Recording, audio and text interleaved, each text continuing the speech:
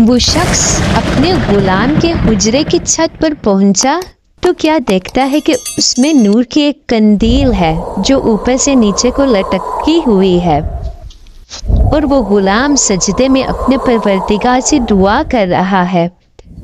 اس نے یہ حیرت انگیز واقعہ اپنی بیوی کو بتایا، لیکن اس غلام نے اللہ سے ایک ایسی دعا مانگی کہ فوراً ہی اس کی روح قبض ہو گئی اور وہ مردہ ہو کر گر پڑا۔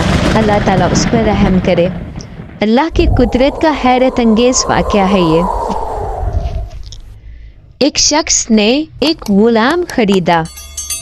غلام نے مالک سے کہا کہ اے آقا، میں آپ سے 3 شرطیں چاہتا ہوں۔ پہلی شرط یہ ہے کہ جب نماز کا وقت آ جائے تو مجھے نماز سے نہ روکیں۔